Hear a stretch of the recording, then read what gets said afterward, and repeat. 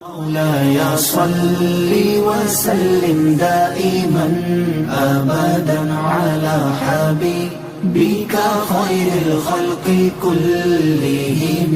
مولاي صل وسلم دائما أبدا على حبيبك خير الخلق كلهم. مولاي صل وسلم دائما أبدا. یہ اس کے کرم کے انداز ہیں، بخشنے کے انداز ہیں. دعا ہے کہ اللہ تعالیٰ ہم نے جو عبادات کی ہیں، اور یہ ذہن میں رکھیے گا، ہم اس لائق نہیں کہ اس خالق کی بارگاہ میں اس کی شان کے مطابق عبادت پیش کر سکیں. مخلوق ساری بھی مل جائے، حدیث قدسی ہے، نبی صلی اللہ علیہ وسلم فرمایا رب کہتا ہے اگر ساری مخلوق مل کر میری بندگی کرنے لگ جائے، میرے فرما بردار ہو جائیں، تو فرمایا میری سلطنت میں ذرہ برابر اضافہ نہیں کر سکتے، کیونکہ وہ خالق ہے، ہم مخلوق ہیں. ہماری ساری کوشش کے باوجود اس کا حق ادا نہیں ہو سکتا. سوچئے جب یہ بھی خبر کہ ہمارے روزوں میں کمیاں ہیں، کوتاہیاں ہیں، ہماری نظر گناہ کماتی رہی، ہماری زبان گناہ کماتی رہی، ہمارے کان برے الفاظ سننے سے باز نہ آئے، ہمارے ہاتھ نامعلوم اس مہینے میں بھی کتنے ظلم کرتے رہے، ہمارے کتنے جذبات، کتنے خیالات ایسے اٹھے کہ جو قابل گرفت تھے، پھر بھی ہم روزے رکھتے چلے گئے، پھر بھی ہم عبادت کرتے چلے گئے. جب خبر تھی کہ گناہ کر رہے ہیں، جب خبر تھی کہ ہماری عبادت اس کے لائق نہیں ہے، پھر بھی ہم ریاضت کرتے چلے گئے. تو وجہ کیا ہے؟ کیوں ہم نے یہ ریاضت کی ہے؟ اس لیے کی ہے کہ ہمیں اپنی عبادت پر ناز نہیں ہے، ہمیں اپنی ریاضت پر ناز نہیں ہے. ہم ناز اور اگر کوئی یقین رکھتے ہیں تو وہ رب کی رحمت پر رکھتے ہیں. اس نے خود کہا ہے کہ لا تقنطوا من رحمت اللہ، کسی بھی عالم میری رحمت سے مایوس نہیں ہونا. اور نبی صلی اللہ علیہ وسلم کی حدیث آپ نے بارہا سنی، رمضان کے حوالے سے بخاری کی حدیث، آپ نے فرمایا من صام رمضان ایمانا واحتسابا، جس نے رمضان کا روزہ رکھا لیکن کس عالم میں کہ وہ مسلمان ہو، روزہ رکھے اور اللہ سے اجر کی امید رکھتے ہوئے، اللہ سے اجر کی امید رکھتے ہوئے روزہ رکھا، کیا ہوگا اس کا بدلہ کیا ہے؟ فرمایا غفر لہ ما تقدم من قبل، او کما قال، فرمایا پچھلے جتنے بھی گناہ ہیں اللہ معاف کر دیتا ہے، پچھلے گناہوں کی بخشش کا ذریعہ بن جاتا ہے جب یقین اللہ کی ذات پر ہو، اعتماد اللہ کی ذات پر ہو کہ وہ باری تعالیٰ قبول کر لے گا. وہ نہیں کہتا کہ میرے شایان نے شان لے کر آؤ، اس نے کہیں بھی نہیں کہا، اس نے کہا اپنی طاقت کے مطابق کرو. رب نے پورے قرآن میں نہیں کہا کہ میری شان کے مطابق عبادت لے کر آؤ، جہاں بھی کہا ہے اے انسان اپنی طاقت کے مطابق پوری کوشش کر. ہمیں اپنی استطاعت کے مطابق عبادت کرنے کا حکم دیا گیا ہے، کیونکہ جانتا وہ بھی ہے کہ میرے لائق تو عبادت لا نہیں سکتے، بندے ہیں، میرے پیدا کردہ ہیں، یہ میرے مقابل کیسے آ سکتے، میرا حق کیسے ادا کر سکتے ہیں. لیکن وہ چاہتا کیا ہے کہ تم اپنے رخ کو میری جانب موڑ. وہ عبادت کے انداز کو نہیں دیکھتا، وہ ہمارے دلوں کے رویوں کو دیکھتا ہے کہ کس خلوص کے ساتھ، کس جذبے کے ساتھ تم نے عبادت کی ہے. اگر تمہاری ریاضت میں، عبادت میں اگر دکھلاوا اور ریا ہے تو کتنے لمبے بھی سجدے کر لو، کتنا اس میں آہوزاری بھی کر لو، وہ کہتا ہے میں قبول نہیں کرتا ہوں. عبادت اس کی قبول کرتا ہوں جس کے دل میں خالص میری محبت کے تحت عبادت ہو، للہیت جس کے اندر آ جائے، خلوص جس کے اندر آ جائے. ہم نے کوشش تو کی ہے اپنی استطاعت کے مطابق کہ ہماری عبادت میں للہیت آ جائے، لیکن ہمیں تسلیم ہے کہ ہم اس میں بھی کامیاب نہیں ہو سکے. ہم اس میں بھی کہیں نہ کہیں دکھاوا کرتے رہے ہیں، ہم اس میں بھی کہیں نہ کہیں دنیا کے سامنے خود نمائی کرتے رہے ہیں، لیکن پھر اس کے حبیب کی رحمتوں پر کرم نظر رکھتے ہوئے عبادت کرتے چلے گئے، کیونکہ ہمیں یقین ہے کہ وہ جو اپنے سامنے جھکتا چلا جاتا ہے اسے معاف کر دیتا ہے. جو اس کی بارگاہ میں آ جاتا ہے، جھکتا چلا جاتا ہے، پھر وہ اس کو معاف کر دے. پھر وہ اپنے در سے، نبی صلی اللہ علیہ وسلم کی حدیث پہلے بھی آپ کے سامنے پیش کی، آپ نے فرمایا جب اللہ کہتا ہے میرے بندے میری بارگاہ میں ہاتھ اٹھا کر دعا مانگتے ہیں تو رب کہتا ہے، ذرا نبی صلی اللہ علیہ وسلم کی حدیث کے الفاظ پر غور کیجئے، مفہوم پیش کر رہا ہوں۔ آپ نے فرمایا رب کہتا ہے میرے بندے میری بارگاہ میں مجھ سے مانگنے کے لیے ہاتھ اٹھا کر دعا کرتے ہیں تو رب کہتا ہے مجھے حیا آتی کہ میں نے خالی واپس لوٹا دوں۔ سوچئے یہ کوئی چھوٹا جملہ نہیں ہے، رب کہہ رہا ہے مجھے حیا آتی کہ میں ان کو خالی لوٹا دوں۔ ارے جب رب یہ کہہ رہا ہے تو کیا مطلب ہے؟ وہ کہہ رہا ہے لوگوں یقین کر لو، تم ہاتھ اٹھاتے چلے جاؤ، عطا کرتا چلا جاؤں گا، میری بارگاہ میں آتے چلے جاؤ، سروں کو جھکاتے چلے جاؤ، بندگی اختیار کرتے چلے جاؤ، میں نہیں پوچھتا کہ اتنی ساری بندگی کرو گے تو تمہارا پھر میں مانوں گا، نہیں۔ وہ کہتا ہے جس لمحے بھی تم نے رخ میری طرف کر لیا، وہ زندگی کے آخری سانس میں کیا ہو، وہ زندگی کے 60 سال میں کیا ہو، جس لمحے تم میری طرف لوٹ آئے ہو پھر تمہاری زندگی پچھلی ساری صاف کر دیتا ہوں، پھر بالکل گناہوں کو دھو ڈالتا ہوں۔ یہ وہ کریم ہے جو ہم پر کرم کرتا ہے۔ ہم نے دن بھر روزے رکھے، رات کو اس کی بارگاہ میں پھر غلامانہ ہاتھ باندھ کر اس کی کلام کی تلاوت کے لیے کھڑے ہو جاتے رہے۔ سوچئے رب کو پیار نہیں آتا ہوگا ایسے بندے پر جو سارا دن مزدوری کرتا رہا، سارا دن دکان پر بیٹھا رہا، سارا دن اولاد کے لیے رزق کمانے کے لیے چکر لگاتا رہا، دن بھر وہ محنت کرتا رہا، رات آئی تو رب کہتا ہوگا فرشتوں سے فرشتوں دیکھو میرے بندے کو، اسے آرام چاہیے تھا، اس کا جسم آرام چاہتا تھا، تھکا ہارا تھا، لیکن میرے کلام کی لذت اسے اتنی بھا گئی ہے، میرے کلام کی محبت اسے اتنی اس پر اندر آ گئی ہے کہ اس نے اپنے آرام کو چھوڑا، سارا دن کی محنت کے باوجود، تھکن کے باوجود میری بارگاہ میں پھر ہاتھ باندھ کر کھڑا ہے۔ تو کیا رب کو ایسے بندوں پر پیار نہیں آتا ہوگا؟ ارے ایک ماں بیٹا محنت کر کے شام کو گھر آئے تو ماں صدقے واری جاتی ہے کہ محنت کر کے آیا، تھکا ہوگا، بیٹا آرام سے بیٹھ جاؤ، کھانا لاتی ہوں، کیا کچھ نہیں ماں ناز اٹھاتی کہ چند گھنٹے محنت کر کے آیا ہے۔ ارے وہ تو 70 ماؤں سے زیادہ مہربان، 70 ماؤں سے زیادہ شفیق ہے، وہ کتنے اپنے بندے کے ناز اٹھاتا ہو، کتنا اس پر اس سے خوش ہوتا ہوگا کہ یہ دن بھر روزہ بھی رکھا، محنت بھی کرتا رہا، دھوپ میں بھی رہا، کھڑا بھی رہا، ریڑھی بھی چلاتا رہا، سر پر بوجھ بھی اٹھاتا رہا، رات کو جسم چاہتا تھا کہ بستر پر جائے لیکن میری محبت پھر میری بارگاہ میں لے آئی۔ تو حضرات گرامی آج تو کرم پر کرم ہے، یہ مہینہ تو بخشش کے رب کی طرف سے پروانے لے کر آتا ہے کہ بندو آؤ، ایک مہینہ ایسا دیا ہے جس میں رحمتیں ہی رحمتیں۔ نبی صلی اللہ علیہ وسلم نے فرمایا تھا نا حدیث میں، فرمایا جب رمضان شروع ہوتا ہے تو شیاطین جکڑ دیے جاتے ہیں، فرمایا جنت کے دروازے کھول دیے جاتے ہیں، جہنم کے دروازے بند کر دیے جاتے ہیں۔ کیا مطلب ہے اس حدیث کا؟ محدثین سے پوچھئے ذرا، وہ کہتے ہیں جب آپ نے فرمایا جہنم کے دروازے بند کر دیے جاتے ہیں تو رب چاہتا ہے کہ اب میں بندے کو دوزخ میں نہیں پھینکوں گا، اس مہینے میں معافی ہی معافی ہے۔ آج جو تم عمل کرو گے جنت کے حقدار بن جاؤ گے، آج جو تم ریاضت کرو گے جنت تمہارا مقدر بنے گی، اب تم پر دوزخ مہینہ پورا بند کر دی ہے، کیونکہ آج رب اپنے بندوں کو بخشنا چاہتا ہے، معافی چاہتا دینا۔ تو اس لیے یہ مہینہ گزرا، کرم کیا، 30 دن ہو گئے، رحمتوں پر رحمتیں آتی رہیں، ہم نے اپنی بساط کے مطابق اپنے دامن کو پھیلائے رکھا، کتنے کامیاب ہوئے ہمیں نہیں خبر ہے، لیکن ایک امید ضرور بندھی ہے کہ وہ 70 ماؤں سے زیادہ کرم کرنے والا ہمارے خالی دامن کو کبھی خالی واپس لوٹانے والا نہیں ہے، کرم سے مالا مال کرنے والا ہے، وہ تو اس کو بھی عطا کر دیتا ہے جو اسے مانتا نہیں ہے۔ ہم تو پھر اس کے حبیب کے نام لیوا ہیں، آقا کریم صلی اللہ علیہ وسلم کا دامن تھام کر ہم اس کی بارگاہ میں التجائیں کرتے ہیں۔ تو حضرات گرامی روزے اپنی رحمتیں بکھیرتے ہوئے ہم سے جدا ہوا چاہتے ہیں، چند لمحات ہیں، اب تو دنوں کی بات بھی نہیں رہی، چند گھنٹے ہیں، یہ کرم والا مہینہ نامعلوم دوبارہ قسمت میں کس کس کی آتا ہے۔ کوئی نہیں جانتا. لیکن آج جب دعا کے لیے ہاتھ اٹھیں تو آج ذرا دعا مختلف کیجئے گا.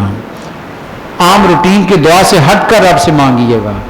آج رب سے مانگیے گا کہ یا اللہ یہ رمضان کی بہاریں ہماری قسمت میں بار بار لکھ دیں, بار بار یہ بہاریں لکھ دیں, کیونکہ ہم اتنے گناہ گار ہیں. یہ بہاریں آتی رہیں گی تو ہم بخشے جاتے رہیں گے, یہ کرم ہوتا رہے گا تو ہماری نجات کا باعث بنے گا. اور یہ بھی رب سے دعا کیجئے گا کہ یا اللہ جو تو نے ذوق دیا تھا عبادت کا, جو شوق دیا تھا عبادت کا, جو تو نے اپنے سامنے جھکنے میں سجدوں میں لذت دی تھی, یا باری تعالیٰ یہ لذت سارا سال ہماری زندگی میں قائم رہے. سجدوں سے دوری نہ ہو جائے, مساجد سے دوری نہ ہو جائے. کہیں وہ نہ ہو کہ مسجدیں, وہ اقبال نے کہا نا, مسجدیں مرثیہ خواہیں کا نمازی نہ رہے.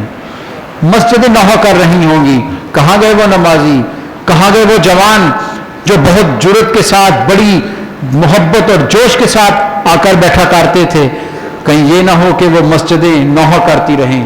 نہیں, جو ایک ذوق بنا ہے, جو ایک شوق قائم ہوا ہے, جو ایک دین کی اور خدا کے سامنے جھکنے کی ایک اندر محبت جنم لی ہے, اس محبت کو مانگ نہ پڑنے دی. مانگ لیجیے اجر اپنے رب سے کہ یا اللہ اس میں دوام عطا کر دے, مستقل پن ہمیں دے دے, عبادت ایسی دے دے کہ زندگی بھر جدا نہ ہو.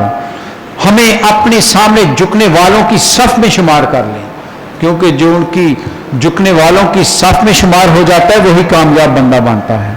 تو اس لیے دعائیں مانگتے ہوئے رب سے اپنی آخرت کے لیے زیادہ مانگیے گا.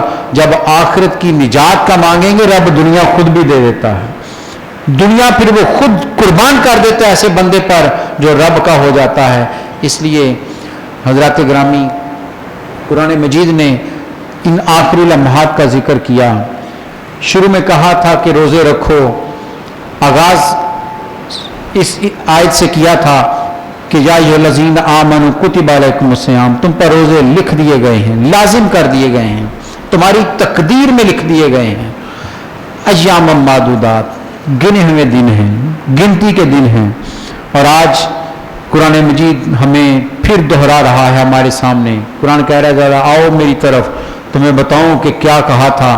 قرآن کہتا ہے کہ آج کیا ہے, گنتی مکمل ہو رہی ہے. مہینہ تھا 29 کا یا 30 کا, بھاری لگتا تھا. قرآن کہتا نہیں, یرید اللہ بکم الیسر.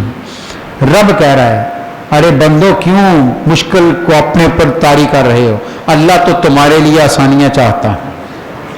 یرید اللہ, چاہتا ہے اللہ تعالیٰ تمہارے لیے آسانیاں. ولا یرید بکم العسر, وہ تنگی نہیں چاہتا ہے, آسانی چاہتا ہے. کتنی آسانیاں دی ہیں سوچئے تو صحیح.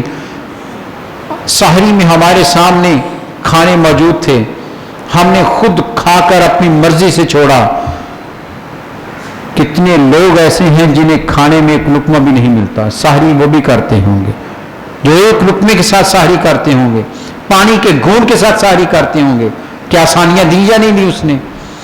کیا سحری اور افطاری میں اس کے نعمتیں ہمارے سامنے نہیں پڑی ہوتی تھی دسترخوان پر؟ وہ کہتے یرید اللہ بکم الیسر, آسانیاں دی تمہارے لیے. کوئی روزہ بوجھ بن کر نہیں آیا, آسانیاں بن کر آیا تھا. رب نے خود ہی کہہ دیا جو بیمار ہے وہ چھوڑ دے, جو مسافر ہے وہ چھوڑ دے, جو ضعیف ہے شیخ فانی ہے وہ اپنی جگہ کسی کو روزہ رکھوا دے. فرمایا ہم نے تو مشکل کی نہیں تم پر. یرید اللہ بکم الیسر, اللہ آسانیاں چاہتا ہے. ولا یرید بکم العسر, تم پر سختی نہیں چاہتا. اور یہی تو میرے نبی صلی اللہ علیہ وسلم فرمایا کرتے تھے. جب بھی کسی قافلے کو, جب بھی کسی وفد کو, جب بھی کسی لشکر کو کسی قوم کی طرف بھیجتے تو سرکار کیا نصیحت فرماتے تھے. حضرت معاذ بن جبل کو بھیجا تو فرمایا یمن کی طرف, فرمایا معاذ سنو, یسروا ولا تنفروا, جہاں جا رہے ہو وہاں یسروا ولا تعسروا, آسانیاں دینی ہیں سختیاں نہیں دینی. انسوا ولا تنفروا, لوگوں میں محبتیں بانٹنی ہیں نفرتیں نہیں بانٹنی.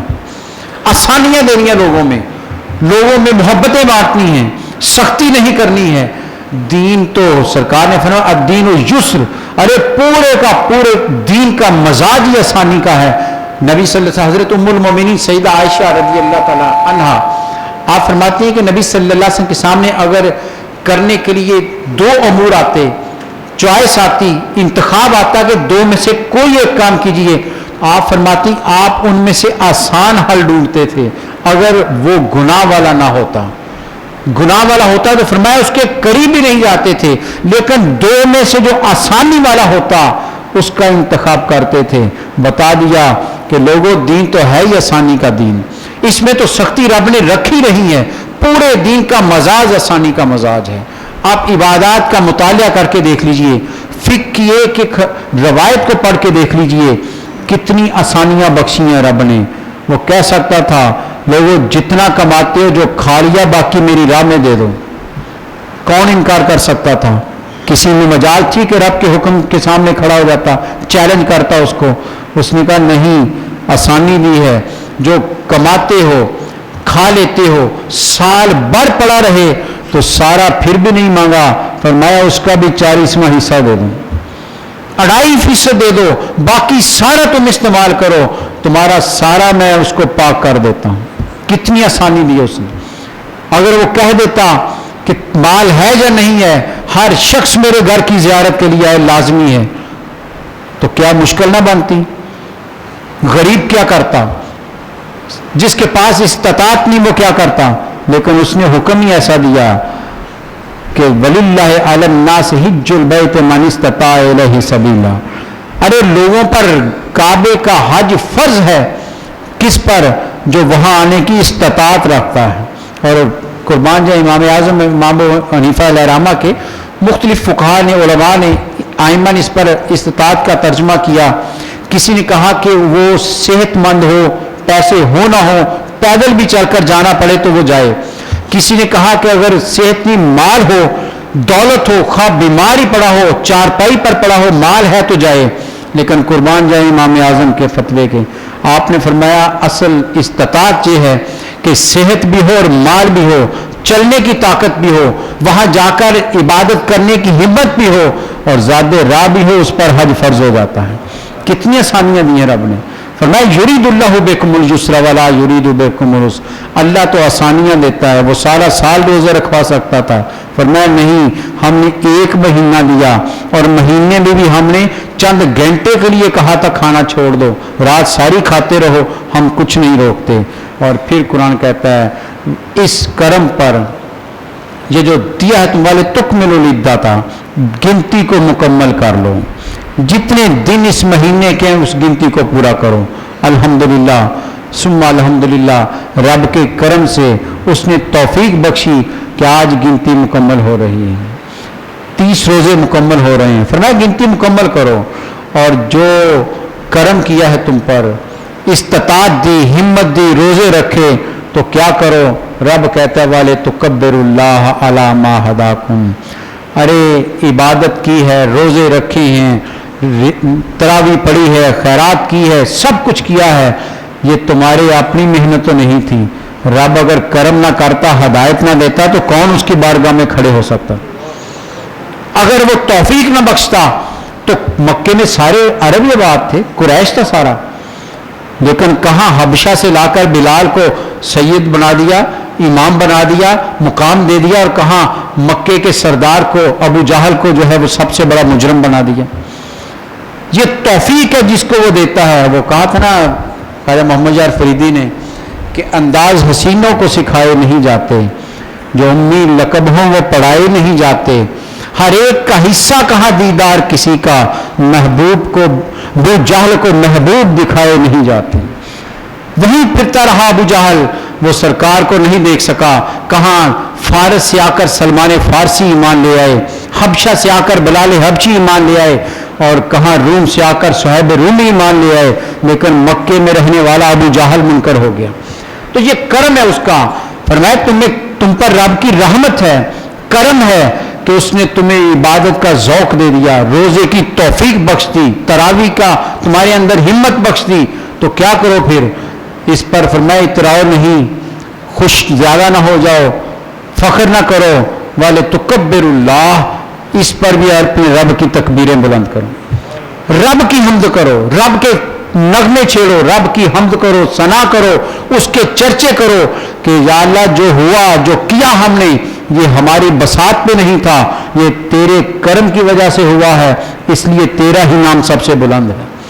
تو فرمایا اس کا ذکر بلند کرو، اس کا نام اونچا کرو۔ تو حضرات گرامی، آج رمضان اپنے اختتام کو پہنچ رہا ہے۔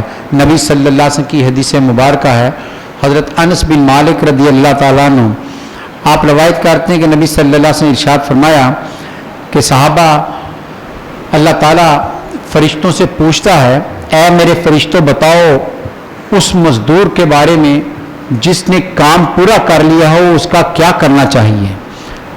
تو فرشتے عرض کریں گے یا اللہ اس سے پوری مزدوری ملنی چاہیے۔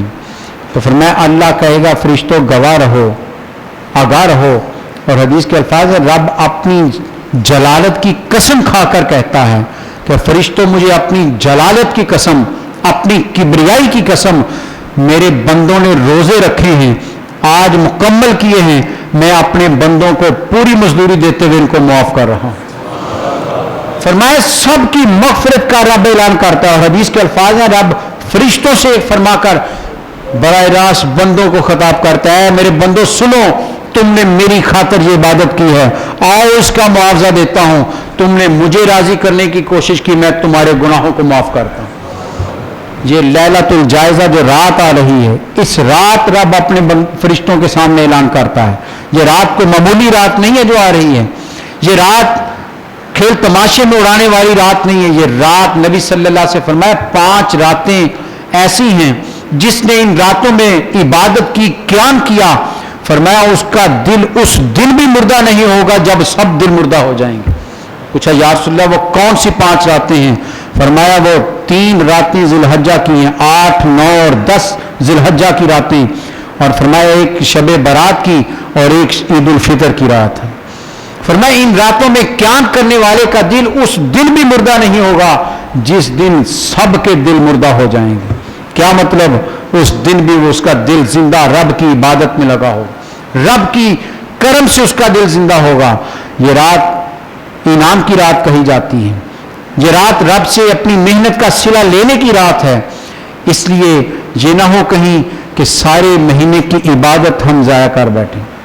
بہت احتیاط کے ساتھ یہ رات انعام لینا ہے رب سے کہ ہم نے ایک محنت کی ہے اور اس محنت کا رب انعام دینے والا ہے، کہیں ایسا نہ ہو کہ ہم پھر دنیا کے ان غلط کاموں میں الجھ جائیں، پھر غلط کاموں کی طرف چلے جائیں اور جو انعام ہمارا مقدر تھا وہ روٹ جائے۔ اس لیے اس رات کو رب کے سامنے جھک کر گزاریے، بندگی میں گزاریے، اور رب سے انعام کی امید رکھتے ہوئے دعا کیجئے کہ یا اللہ جو تیرا وعدہ ہے آج ہم کو انعام عطا کر۔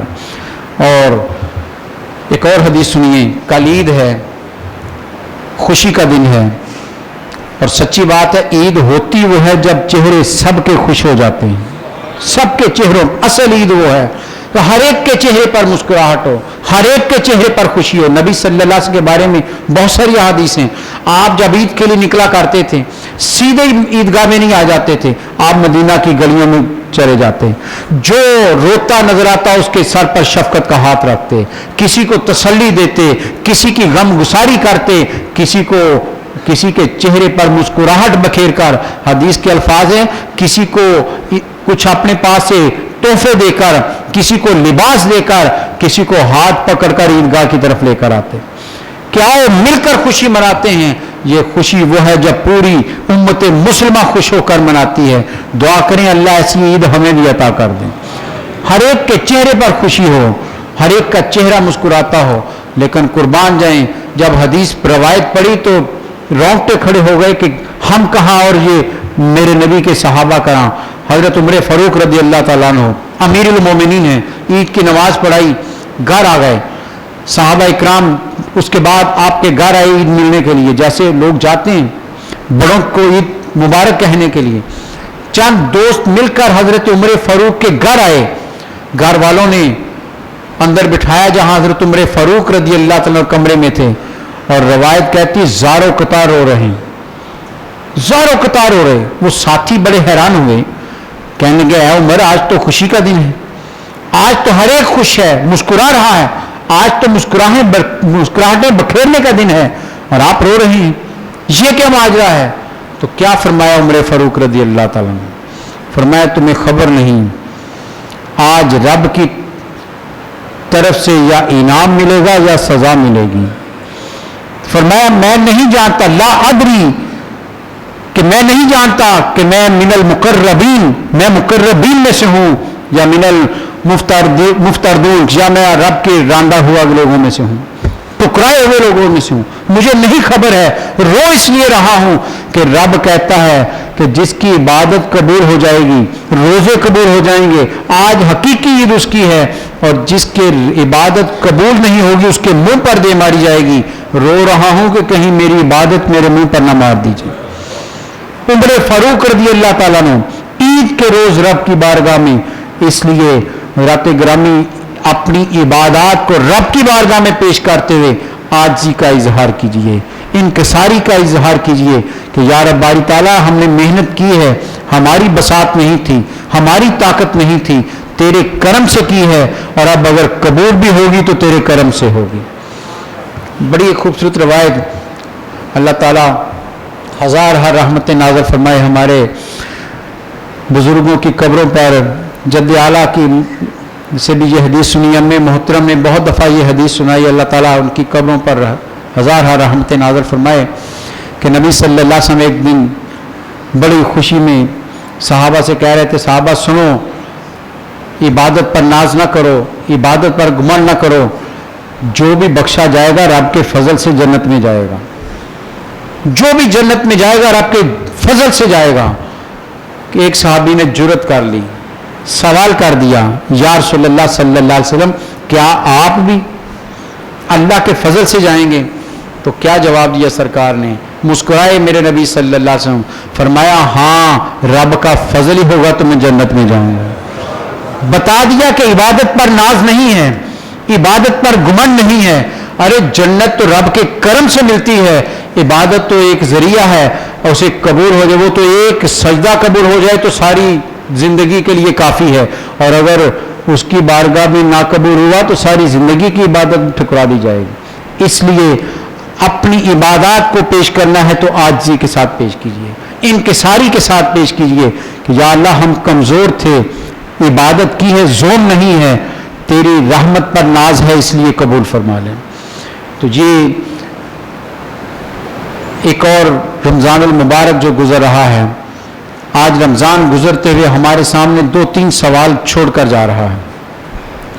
کبھی غور کیجئے گا آپ، رمضان سوال چھوڑ کر جاتا، ہر ذی شعور کے سامنے ایک سوال رکھتا ہے کہ روزے داروں بڑی محنت کی تو نے، سارا مہینہ رب کے حکم کو مانا ہے، سارا مہینہ رب کے حکم کو مانتے ہوئے اپنی حلال کمائی سے، حلال رزق سے بھی، جائز طریقے سے کمائی ہوئی روزی سے بھی تم نے دن کے وقت کھایا نہیں ہے، چھوڑ دیا کہ رب کا حکم ہے، کہ رب نے منع کر دیا، حلال کو بھی ہاتھ نہیں لگایا۔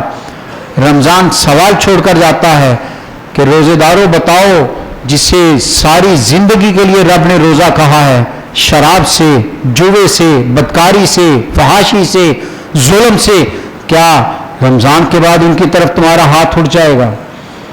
کیا تمہارے ہاتھ پھر کھل جائیں گے اس کی طرف جسے ساری زندگی کے لیے حرام قرار دیا ہے؟ کیسے ممکن ہے کہ تم اس کی طرف اپنے ہاتھ پھیلاؤ؟ آج تو چند گھنٹے حلال نہیں کھا رہے تو پھر کیا میری تربیت کا اثر بھی نہیں ہوا تم پر؟ اگر تو رمضان کے بعد ہمارے اندر یہ سوچ پیدا ہو گئی، ہم نے بچنا شروع کر دیا، تو یقین کر لیجئے ہمارے روزے قبول ہو گئے، ہمارے روزوں میں اثر آ گیا ہے کہ ہماری زندگی بدل رہی ہے۔ ورنہ پھر وہ جو نبی صلی اللہ علیہ وسلم فرمایا، بہت سے روزے دار ایسے ہیں جنہوں نے سوائے بھوک پیاس کے کچھ نہیں کمایا، کہ نہ انہوں نے جھوٹ بولنا چھوڑا، نہ غلط کام چھوڑے۔ کہیں ایسا نہ ہو کہ ہماری عبادت اس طرف چلے جائے۔ رمضان یہ سوال ہر ایک کے سامنے چھوڑ کر جاتا ہے کہ رب کے ان امور کو جس کا پوری زندگی کے لیے اس نے روزہ رکھا ہے کہ یہ کام تم نے نہیں کرنے، کیا بعد میں تم ان کی طرف رخ کر لو گے؟ سوچئے گا، کہیں ایسا نہ ہو کہ ہمارے ہاتھ، ہماری محفلیں، ہماری مجلسیں، ہماری سوچ، ہماری زبانیں پھر اسی طرح چلی جائیں جس طرح ہم پہلے گناہ میں لتھڑے ہوئے تھے۔ اور ایک حدیث ہے نبی صلی اللہ علیہ وسلم کی، آپ मिंबर पर तशरीफ फरमा हो रहे थे। पहले पायदान पर कदम रखा, फरमाया आमीन। दूसरी सीढ़ी पर पांव रखा, फरमाया आमीन। तीसरी पर पांव रखा, फरमाया आमीन। सहाबा इकराम ने अर्ज की, या रसूलुल्लाह सल्लल्लाहु अलैहि वसल्लम, कोई दुआ मांगने वाला नहीं था, आपने 3 मरतबा आमीन कहा। फरमाया मेरे मिंबर के साथ जिब्रील दुआ मांग रहा है। जिब्रील खड़ा था जो दुआ मांग रहा है। अब सोचिए, सैयदुल मलाइका दुआ मांग रहा है और सैयदुल रुsul आमीन कह रहा है। उस दुआ की कबूलियत में शक हो सकती किसी को? दुआ बड़ी सख्त है। पूछा, या रसूलल्लाह क्या दुआ की पहली? फरमाया जिब्रील ने कहा, या अल्लाह, जिसके सामने तेरे प्यारे हबीब नबी मुकर्रम सल्लल्लाहु अलैहि वसल्लम का नामे नामी इसमें गिरामी लिया जाए और वो आप पर दरूद ना भेजे, या अल्लाह तो उसे अपनी रहमतों से महरूम कर दे। तो मैंने कहा आमीन। फरमाया जो मेरा नाम सुनकर मुझ पर दरूद नहीं भेजता, फ़क़द जफ़ानी, हदीस के अल्फाज है, फरमाया उसने मुझ पर जुल्म किया। और एक हदीस उलमा पेश करते हैं, मन शम्मा वर्दतन फलम युसल्ला अलैया फ़क़द जफ़ानी और कमा क़ाल, जिसने गुलाब को सूंघा और सूंघकर मुझ पर दरूद नहीं पड़ा, उसने भी मुझ पर जुल्म किया। अरे गुलाब की खुशबू तो तुम्हें अच्छी लगी है, लेकिन जिसने कायनात को महका दिया वो फूल भूल गए हो।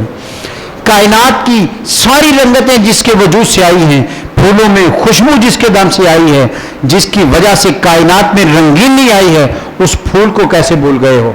इसलिए नामे नामी इसमें गिरामी जब भी आपके सामने लिया जाए तो फौरन कहिए सल्लल्लाहु अलैहि वसल्लम। फरमाया जो नहीं लेता, जिब्रील कह रहा है, रब या अल्लाह उसे रहमतों से महरूम कर दे। और मैंने कहा है आमीन। पूछा, या रसूलल्लाह दूसरी दुआ क्या मांगी?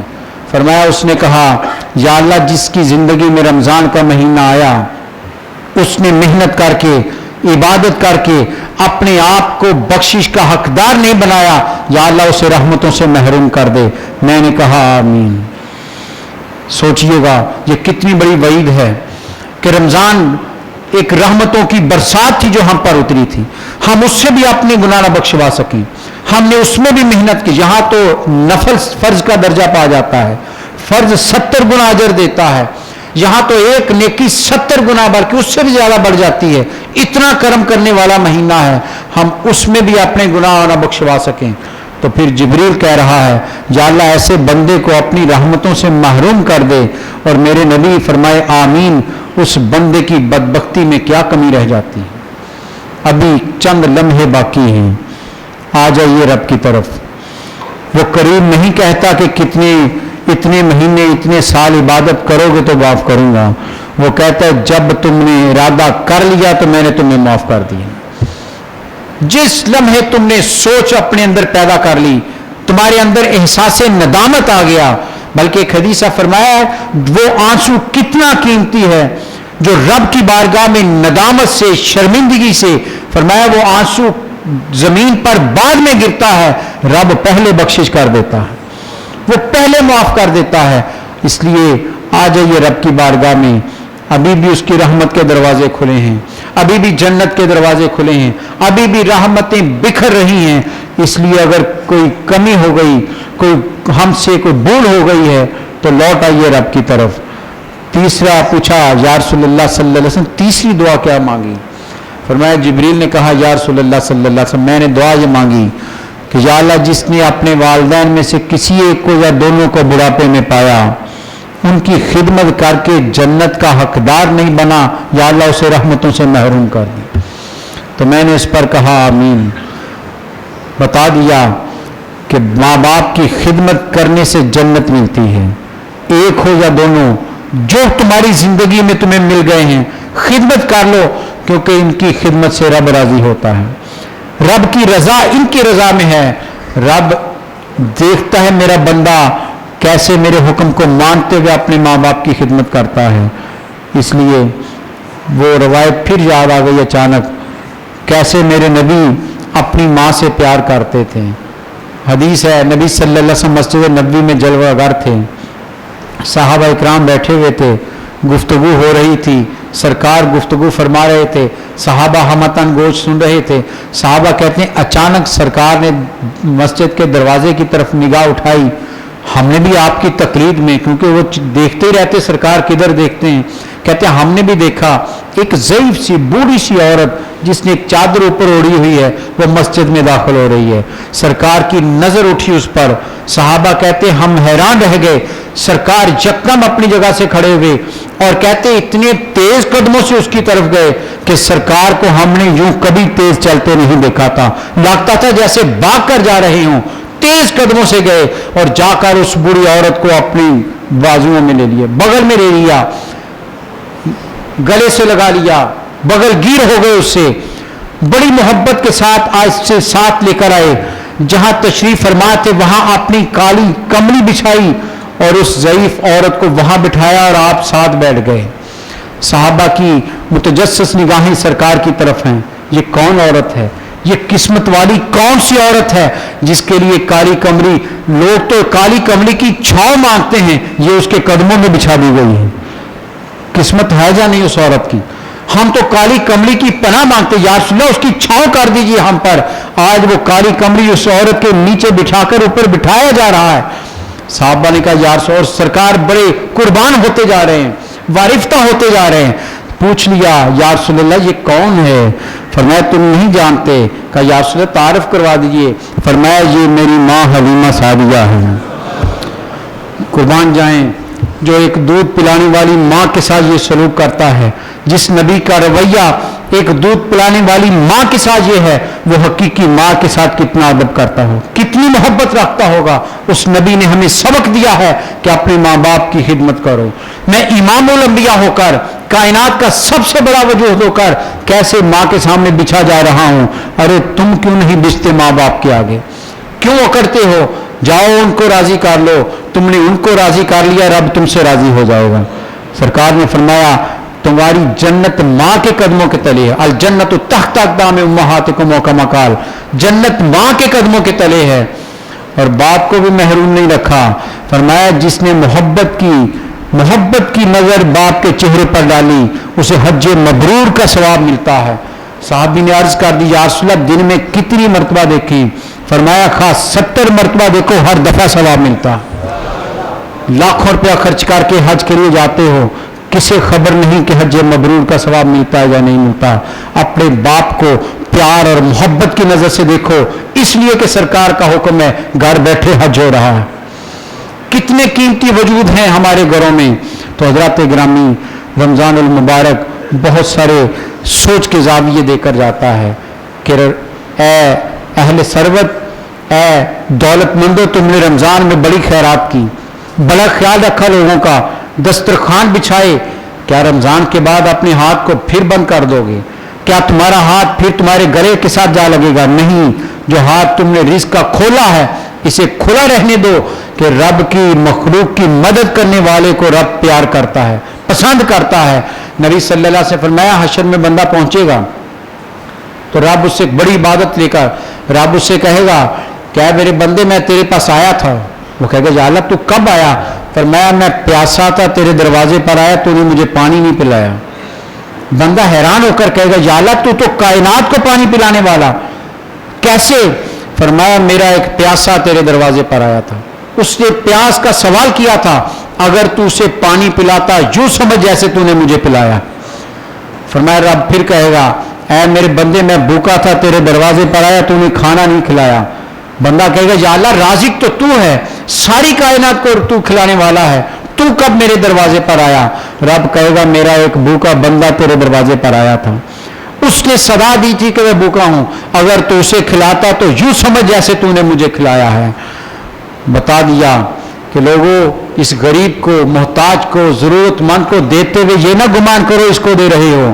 اور ایک اور حدیث سنیے، نبی صلی اللہ علیہ وسلم فرمایا اللہ کہتا ہے جب تم کسی غریب کے ہاتھ پر مال رکھتے ہو، پیسہ دیتے ہو، تو یقین کر لو اس کے ہاتھ میں بعد میں جاتا ہے، پہلے میرے ہاتھ میں آتا ہے.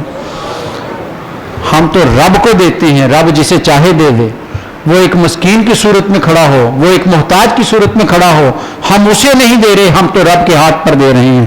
اس لیے اہل سروت سے گزارش کروں گا، رمضان یہ سوال چھوڑ کر جاتا ہے، یہ سوچ دے کر جاتا ہے، کیا تمہارے ہاتھ پھر رک جائیں گے؟ کیا میرے نبی کی امت کے غریب پھر لوگوں کی طرف حسرت بری نگاہوں سے دیکھیں گے؟ کیا پھر ان کے گھروں میں فاقہ چلا جائے گا؟ نہیں، جو رزق کھولا تھا اسے دوام دیجئے، اسے مستقل رکھیے، کیونکہ ایسے لوگوں کے رزق کو رب کبھی کم نہیں ہونے دیتا ہے۔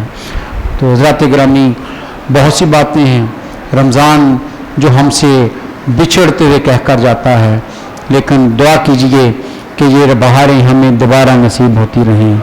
رب کا مہمان تھا، نبی صلی اللہ علیہ وسلم فرمایا کہ جو اللہ پر اور آخرت پر یقین رکھتا ہے، ایمان رکھتا ہے، وہ اپنے مہمان کی عزت کرے۔ ایک عام انسان مہمان بن کر آیا، فرمایا اس کی عزت کرو، یہ تو رب کا مہمان بن کر آیا تھا، یہ تو ضیف الرحمان تھا، رب کا مہمان تھا۔ اس کی تکریم اور عزت کتنی کی ہے۔ اللہ تعالی ہماری کمیوں کو تاہیوں کو معاف فرمائے اور رمضان کو کل قیامت کے روز ہمارا شفیع بنائے، کیونکہ سرکار نے فرمایا روزہ بھی شفاعت کرے گا، قرآن بھی شفاعت کرے گا۔ یا اللہ یہ دن میں اس نے بھوک برداشت کی، قرآن کہے گا یہ رات میں میری تلاوت کے لیے نماز میں کھڑا رہا، اور کہے گا یا اللہ انہیں میرے ساتھ بھیج۔ صحابہ نے پوچھا یا رسول اللہ کس کی سفارش قبول ہوگی؟ سرکار نے فرمایا رب دونوں کی قبول کر لے گا۔ ہمارے تو اتنے شفیع موجود ہیں، کیونکہ شفیع کائنات نبی صلی اللہ علیہ وسلم ہے۔ اس لیے آخری لمحات میں رب سے مانگیے گا ذوق کے ساتھ، خلوص کے ساتھ، کہ اللہ تعالی ہمیں اپنی بندگی میں زندہ رہنے کی توفیق عطا فرمائے۔ اور حضرات گرامی، آخری بات کہنا چاہتا ہوں، ہم مجال نہیں تھی کہ یہاں بیٹھ کر کچھ باتیں کی جاتی، تراویح کے بعد کچھ قرآن کے مفہوم بیان کیے جاتے، یہ ان بزرگوں کی دعاؤں کا ثمر ہے۔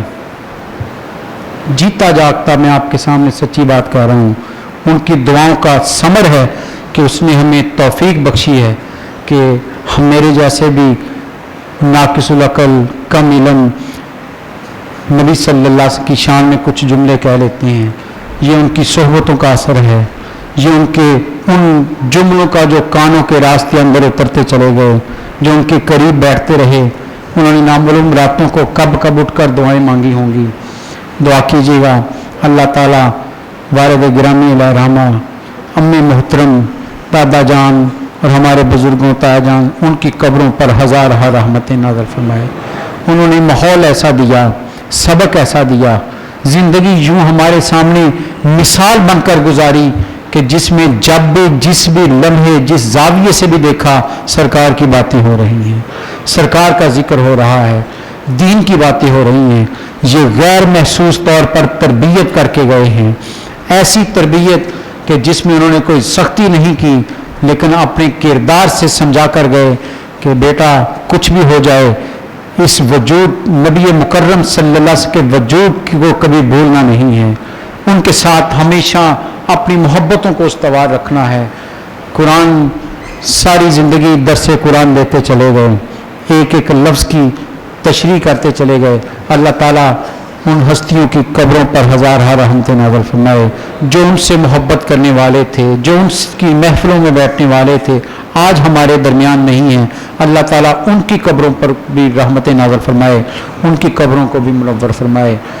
وآخر دعوانا الحمدللہ رب العالمین۔ مولاي صل وسلم دائما أبدا على حبيبك